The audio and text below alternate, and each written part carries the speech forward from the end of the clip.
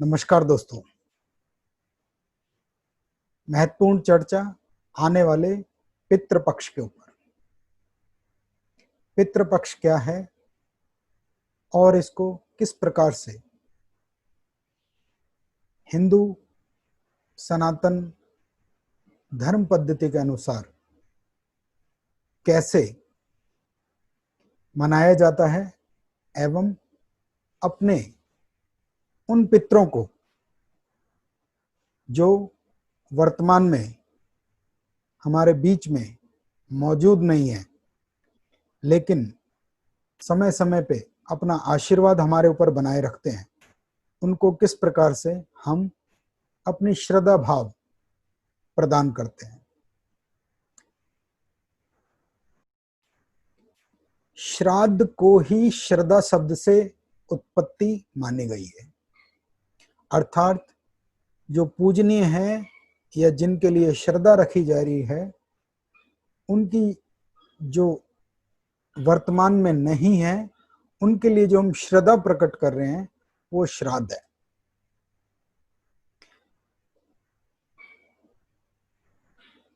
पितृ प्रेत पुत्र तीन भेद हैं।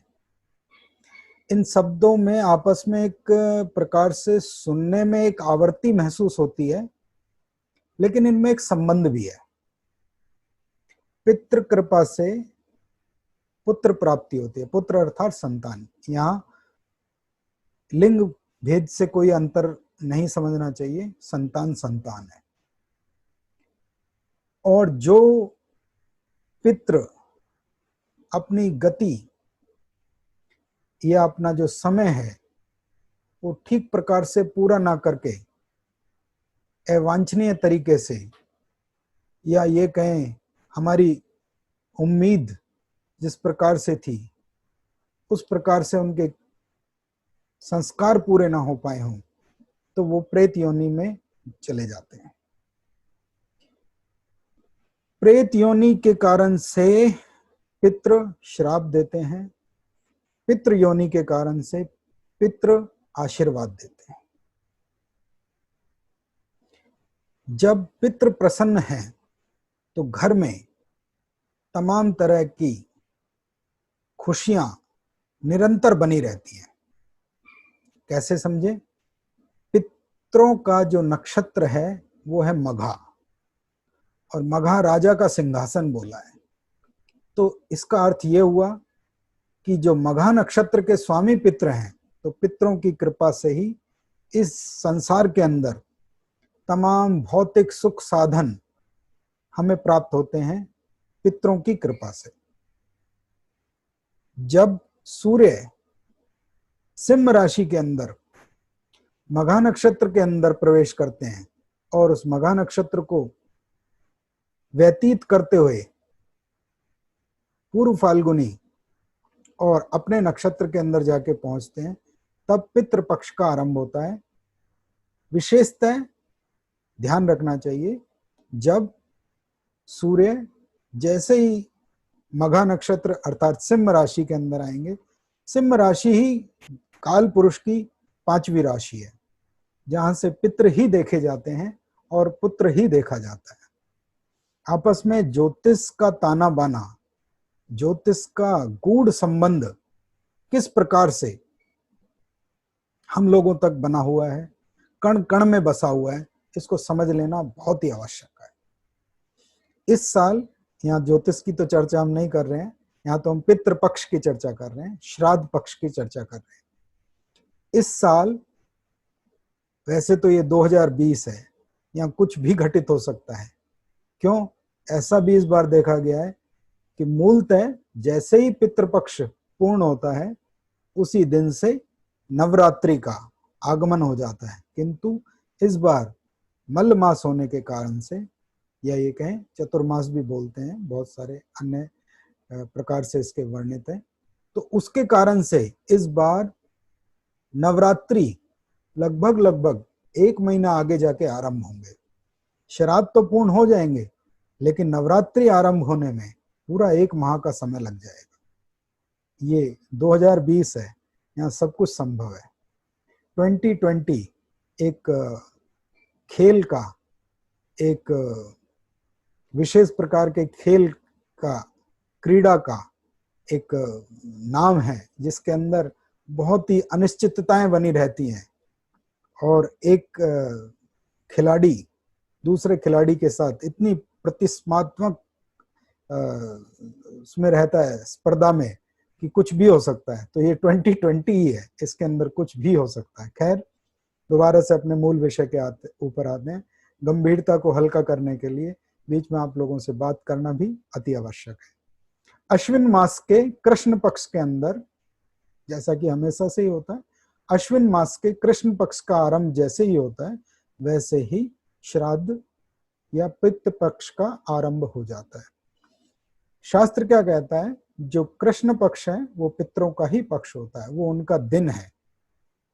अर्थात कृष्ण पक्ष पितरों च दिनम, उन्हीं के दिन कहे गए हैं। इस वर्ष के अंदर श्राद्ध का आरंभ, पितृपक्ष का आरंभ 3 सितंबर, हिंदी में 3 सितंबर अश्विन मास के अंदर 2020 से आरंभ होगा। दिन रहेगा गुरुवार।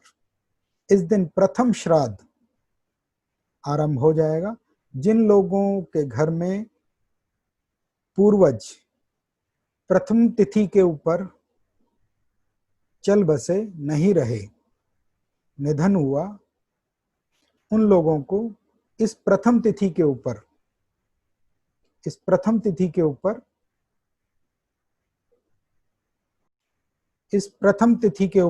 उन लोगों का श्राद्ध या उन लोगों के प्रति श्रद्धा उत्पन्न करनी चाहिए। इसी प्रकार से 3 तिथि के बाद, तीसरी तिथि के बाद चौथी, पांचवी, छठी तिथि नहीं, यहाँ मैं तारीखों की जो अंग्रेजी की जो डेट्स हैं, तारीख हैं, उनके बारे में कह रहा हूँ, उनसे श्राद्ध एक एक करके आरंभ हो जाएंगे। 3 से लेके 17 तारीख तक श्राद्ध बने रहेंगे, और इसी के अंदर अंतिम जो श्राद्ध होगा वो पूर्णमासी एवं अमावस का श्राद्ध भी उसी दिन मनाया जाएगा या बनाया जाएगा। इस बार 3 तारीख को प्रथमा का श्राद्ध है। गुरुवार के दिन 3 सितंबर 2020 को प्रथमा का श्राद्ध रहेगा। विशेष क्या है इसके अंदर? 6 सितंबर को चतुर्थी का श्राद्ध है। अगर आप इसे नोट भी कर लेंगे तो आपके लिए बहुत सुविधा रहेगी। 6 सितंबर को चतुर्थी का श्राद्ध है, 11 सितंबर को नवमी का श्राद्ध है, और 17 सितंबर को सर्वपितृ अमावस का श्राद्ध मनाया जाएगा।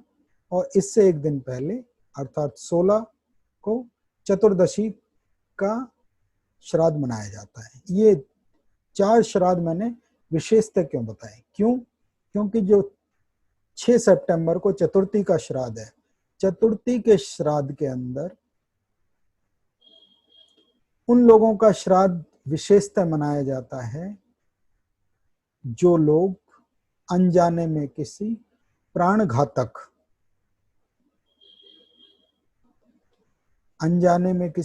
घातक घटना के साथ जिनका निधन हुआ हो। उनकी तिथि के श्राद्ध के दिन तो इसको मनाते ही हैं। इसके अलावा चतुर्थी के दिन विघ्नहर्ता गणेश जी उनके ऊपर विशेष कृपा करते हैं और उनकी संकटों को दूर करके उस पुण्य आत्मा को, उस पितृ को अपना आशीर्वाद देते हैं। 11 सितंबर को जो नवमी का श्राद्ध है, ये मात्र नवमी कहलाती है। अर्थात ऐसी सुहागिन महिलाएं जो अपना जीवन काल अपने जीवन साथी के सामने ही पूरा करके चली गई, उनके लिए नवमी का श्राद्ध, इसको मात्र नवमी कहते हैं, उनके लिए मनाया जाता है। 17 सितंबर को, उससे पहले 16 सितंबर चतुर्दशी का श्राद्ध, इसमें भी अकाल मृत्यु के जो लोग ग्रसित हुए हैं उनके लिए श्राद्ध मनाने की प्रथा बताई गई है। एवं 17 सितंबर 2020 को सर्वपितृ अमावस श्राद्ध। अनजाने में हम किसी को भूल तो नहीं गए हैं, इतने बड़े परिवार के साथ हमारा वास्ता है, इतने बड़े परिवार के साथ हमारा वास्ता है, हमारे दादा परदादा पितामह आदि इन सब का नाम लेके सर्वपितृ अमावस का श्राद्ध या उनके प्रति श्रद्धा उत्पन्न करके उनको नमन कर देना चाहिए। इस प्रकार से 3 सितंबर से श्राद्ध आरंभ होकर 17 सितंबर तक श्राद्ध बने रहेंगे। एक श्राद्धों के बीच में जाहिर सी बात है एकादशी जरूर आएगी, क्योंकि श्राद्ध तिथियों से जुड़े हुए हैं। वैसे तो श्राद्ध के अंदर खीर का भोजन आने वाले ब्राह्मण देवता को दिया जाता है, लेकिन एकादशी पे खीर कैसे बने, वो तो चावलों से बनेगी। उस दिन के लिए विशेषतः मखाना आचार्य मिश्र कहा करते हैं यज्ञ का भोजन है, तो मखाने की खीर बना के ब्राह्मण देवता को प्रदान करनी चाहिए, श्रद्धा पूर्वक उनके सामने रखना चाहिए।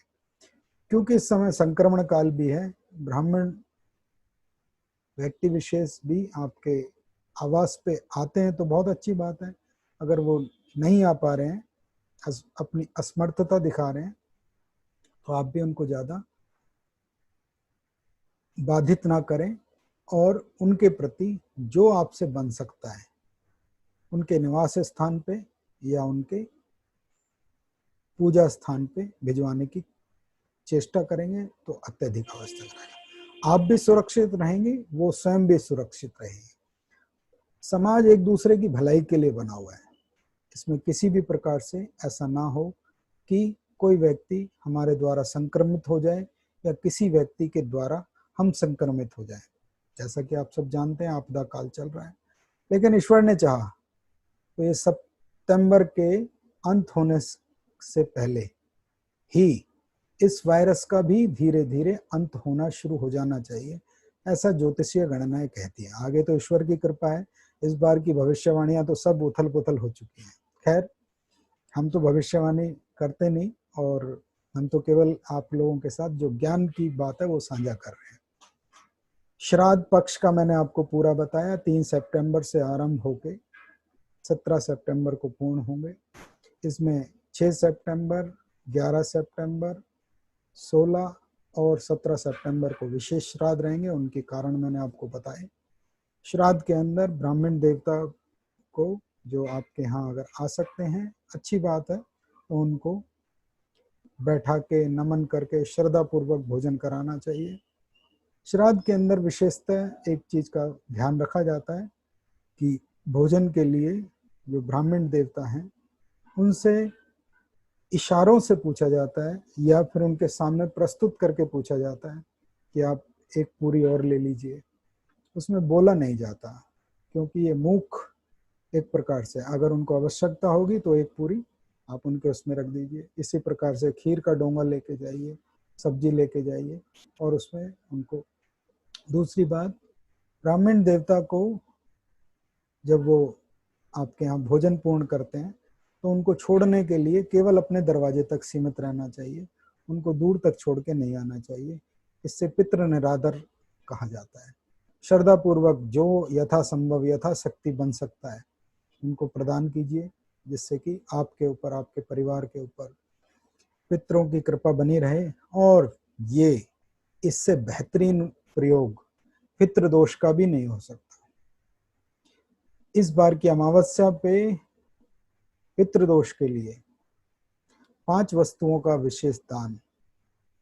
ऐसी वस्तुएं जो भोजन के अंदर इस्तेमाल होती हैं लेकिन सूखी हुई हों, अर्थात आटा लीजिए, चावल लीजिए, चीनी लीजिए, एक कपड़ा भी लीजिए, दूध भी लीजिए। इन सब चीजों को दक्षिणा के साथ अपनी श्रद्धा के अनुसार किसी मंदिर के अंदर ब्राह्मण के पास जाके दान दीजिए। ये बहुत ही बेहतर परिहार है ज्योतिष शास्त्र के अनुसार या पराशर उवाच्य के अनुसार, जिससे कि आपके जो पितृ कृपा में जो कमी आ रही है, जैसे कि मैंने बोला मघा नक्षत्र ही पितरों का नक्षत्र है और मघा सिंहासन का प्रतीक है, तो वहां तक आपको पहुंचाने में मदद देता है, आपको सिंहासन दिलाने में ये मदद करता है। एक मैंने चर्चा आपसे करी, छोटी चर्चा, ज्योतिष के अंदर आपने भाग लिया, आपका धन्यवाद, आपका साधुवाद। श्राद्ध के ऊपर, पितृपक्ष के ऊपर आपके साथ चर्चा आरंभ करी, आपका धन्यवाद। चैनल को सब्सक्राइब कर लीजिए, बेल आइकॉन दबा दीजिए, अपने विचार साझा कीजिए। नई चर्चाएं लेके आपके साथ हमेशा बने रहेंगे। धन्यवाद, प्रणाम।